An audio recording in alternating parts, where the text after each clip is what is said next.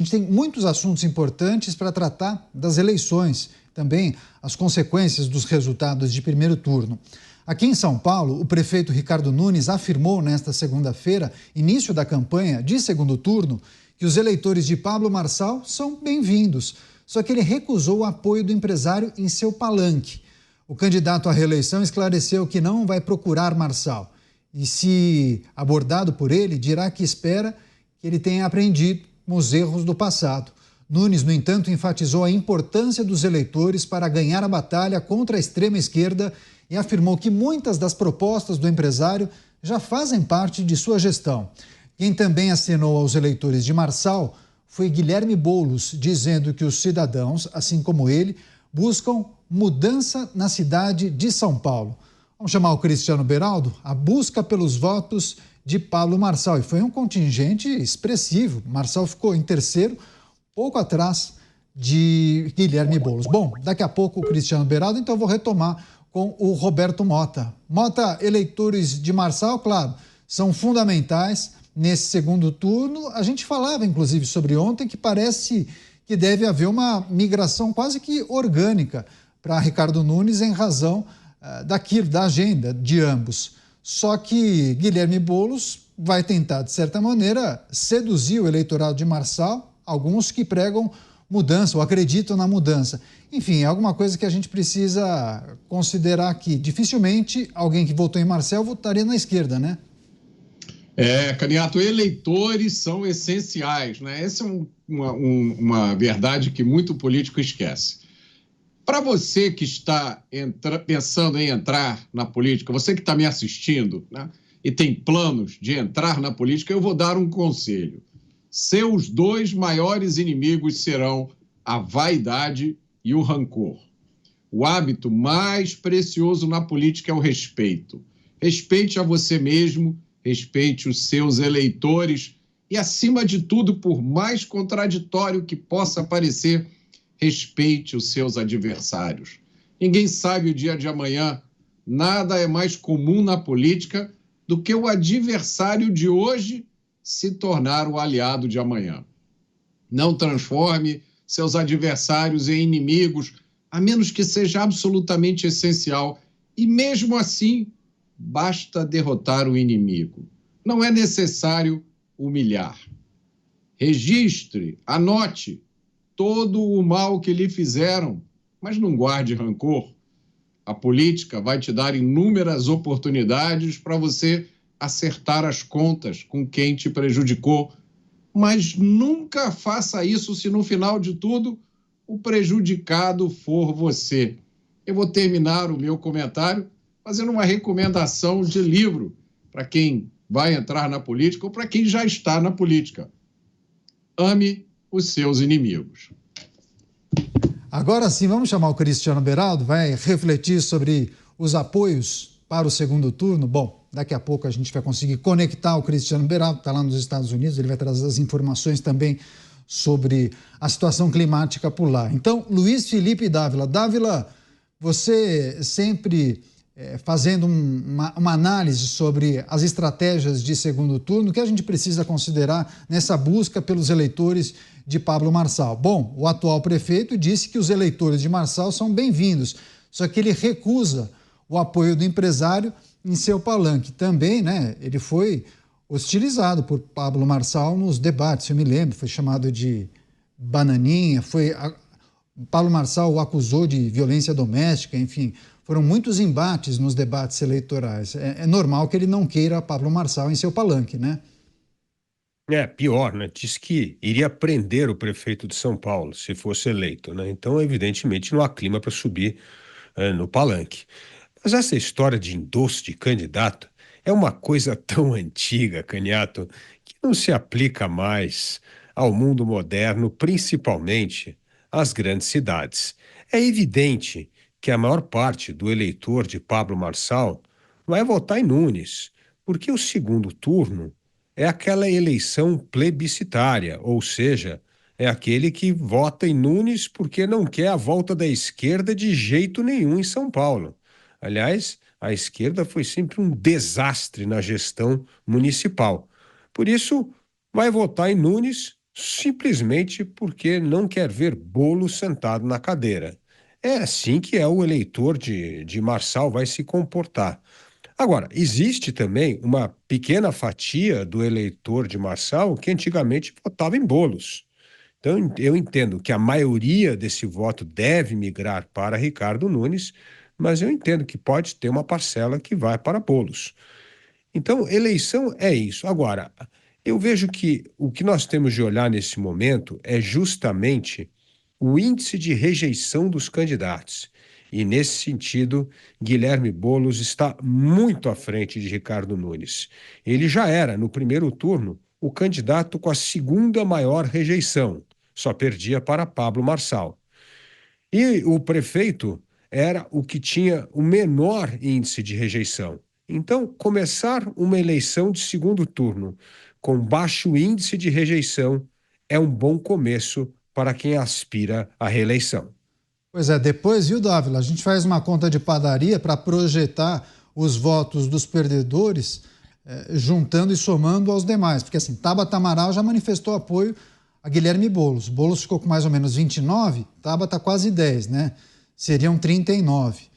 Agora, o Ricardo Nunes ficou com 29. Eu fico imaginando se os 28 de Pablo Marçal, na sua totalidade, forem para Ricardo Nunes. A vitória estaria garantida, né? É verdade, mas nós temos que olhar com certa cautela de novo, porque eu entendo que a maioria dos votos de Pablo Marçal migrará para Ricardo Nunes, assim como boa parte do voto de Tabata Amaral. Por mais que ela havia declarado já apoio a Boulos, parte do eleitor dela, aliás, eu digo que é um eleitor com perfil tucano, e o PSDB já foi um dos primeiros partidos a endossar o apoio a Ricardo Nunes. Então, também entendo que mesmo no voto de Tabata, boa parte pode migrar para Ricardo Nunes.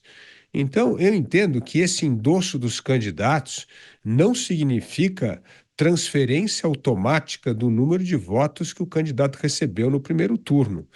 Então, vai ser importante os debates e, infelizmente, o tom já dado na abertura da campanha não vai ser daquela cordialidade que, por exemplo, a disputa de Bruno Covas com Boulos na última eleição, né? Teve muito mais um clima de cordialidade. O que nós vamos ver em São Paulo, infelizmente, é o segundo round desse UFC eleitoral. Agora sim, o Cristiano Beraldo conectado com a gente. Beraldo, seja bem-vindo, uma ótima noite a você. Estamos repercutindo os muitos ingredientes que envolvem o segundo turno das eleições aqui na capital paulista. E, naturalmente, os dois que disputam essa nova eleição, Guilherme Boulos e também Ricardo Nunes, de olho no eleitorado, principalmente de Pablo Marçal, mas também dos demais candidatos. Beraldo. Pois é, Caneto, boa noite a você, ao Mota, ao Dávila, a nossa audiência que nos prestigia diariamente aqui nos Pingos nos Is. E eu acho que tem um fator adicional nessa disputa pelos votos dos derrotados no primeiro turno, Caneto, que é a luta contra a abstenção. Se nós olharmos, sobretudo, para a busca de Ricardo Nunes pelos eleitores de Pablo Marçal, a gente vê que existe uma necessidade de lutar ali contra a abstenção, porque a abstenção já foi alta e a gente precisa considerar que o eleitor de Pablo Marçal estava muito apaixonado pelo seu candidato, então ele foi votar com muita alegria, com muito entusiasmo. E esse entusiasmo agora, com ele fora da disputa, ele cai. Não era um entusiasmo pela eleição, era um entusiasmo pelo candidato que não está mais na eleição. E agora, o que o Ricardo Nunes vai precisar fazer é trabalhar o estímulo que esses eleitores precisam ter para saírem das suas casas e irem votar.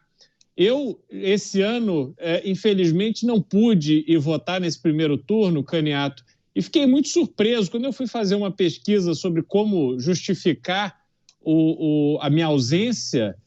Eu vi que poderia fazer, assim como fiz, pelo próprio aplicativo do e-título, ou seja, sequer sair de casa para justificar.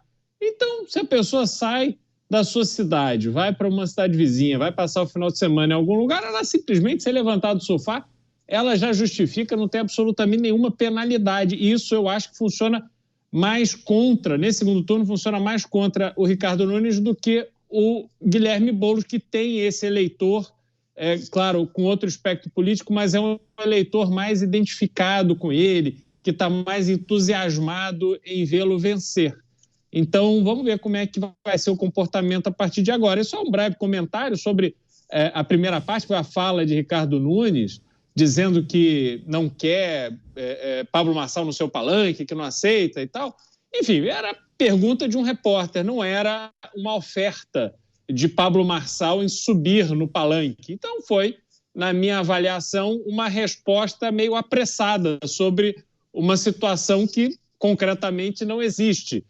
Falar que quer os eleitores é óbvio. Ele não só quer, mas ele precisa desses eleitores, e esses eleitores que votaram no Pablo Marçal no primeiro turno, como disse o próprio Dávila, dificilmente vão à urna para votar no Guilherme Boulos. Então, se ele vencer a preguiça do eleitor de Pablo Marçal e votar nele, eu acho que esses votos naturalmente tendem a caminhar para ele.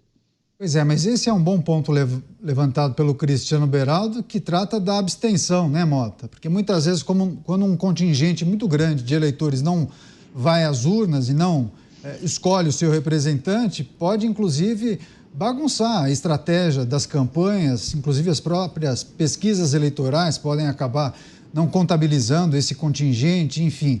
Foi uma abstenção relativamente alta. Caso esse público decida ir às urnas no segundo turno, pode mexer um pouco com a dinâmica, com a previsão, inclusive, dos partidos, né? Claro, a abstenção é uma forma do eleitor dizer que não está satisfeito com nada disso que está acontecendo, que acha esse sistema ruim e não se sente representado por ninguém. A minha aposta é que, apesar das penalidades serem pequenas e relevantes, como sempre diz aqui o Cristiano Beraldo, eu tenho a impressão que existe um componente moral nessa história do voto obrigatório. Ninguém deixa de votar sem sentir uma pontinha de culpa. Muita gente só vai votar porque o voto é obrigatório. Eu faço uma aposta com vocês aí, aposto quanto vocês quiserem. No dia que o voto deixar de ser obrigatório no Brasil, a abstenção vai ser de 70% para cima, especialmente se a eleição for num dia de sol aqui no Rio de Janeiro. Aí vai ser mais de 80%. E isso, eu acho, é o grande medo de muita gente ligada a essa, abre aspas, indústria, fecha aspas, da democracia eleitoral. No dia que o voto deixar de ser obrigatório, a quantidade de eleitores, de votos, vai cair tanto que a gente vai ver que é desnecessário todo esse aparato montado para as eleições, todo esse dinheiro que é gasto, toda essa preocupação com regulamentação, com proibição, coisas assim que talvez tivessem sentido em 1930. Hoje não tem mais absolutamente sentido nenhum. Então a gente fica vendo a polícia correndo atrás de quem está fazendo panfletagem em boca, né, o famoso boca de urna. Enquanto isso, as 40 gramas de maconha estão liberadas aí pelo Brasil afora. Então, eu acho que outra coisa que me chama a atenção, Caniato, é a arrogância, que isso aí está em todo o espectro ideológico, a arrogância de partidos e de políticos que ainda não entenderam que o eleitor tem vontade própria, né? Partidos e políticos se colocam numa posição de fazer uma leitura dos desejos dos eleitores, enviam comandos como se os eleitores fossem um bando de robôs esperando a programação do dia. Acho que os eleitores brasileiros já deram motivos suficientes para que os políticos entendessem que não funciona mais assim. Você, Dávila, só para a gente fechar essa parte aqui da discussão, queria que você também refletisse sobre a abstenção, que inclusive superou a votação de Ricardo Nunes e Guilherme Boulos. 2,5 milhões de paulistanos não votaram. A abstenção é normal, porque num lugar onde o voto é livre, como nos Estados Unidos, uma eleição disputada à presidência da República nos Estados Unidos comparece entre 46% e 48% do eleitorado. Ou seja, a maioria dos eleitores nem participa de uma eleição presidencial acirrada. Eleição para deputado nos Estados Unidos cai para uma média de 35% só do eleitorado que comparece para votar. Então, isso é normal, esses índices grandes de abstenção significa, não é só que a pessoa não está nem aí com o sistema, que ela acha que não vai fazer muita diferença se ganhar A ou B.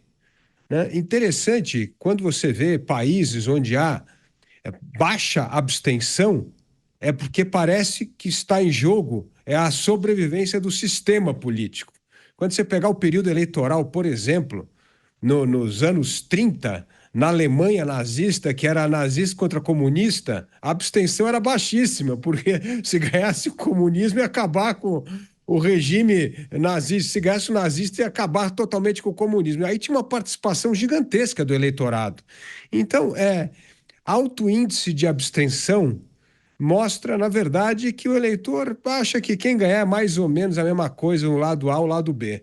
E por isso não se engaja tanto na participação. Vamos ver agora nas eleições americanas, mas vai ser por volta disso. A última eleição muito disputada foi 48%. Essa deve ser isso, entre 46% e 48%. Então, a abstenção não significa muita coisa, no sentido de que o eleitor não vê que o voto dele pode mudar muito o destino do país ou da cidade. Pois é, e a gente vai ficar, inclusive, atento às manifestações de Pablo Marçal, que fez uma convocação para a imprensa hoje às 8h30, salvo engano, em algum endereço dele, ou ligado à campanha. Ele vai fazer um pronunciamento, a gente vai acompanhar, qualquer novidade a gente traz aqui na programação da Jovem Pan News. Muitos acreditam que ele vai manifestar de forma oficial apoio a Ricardo Nunes. Enfim, vamos aguardar.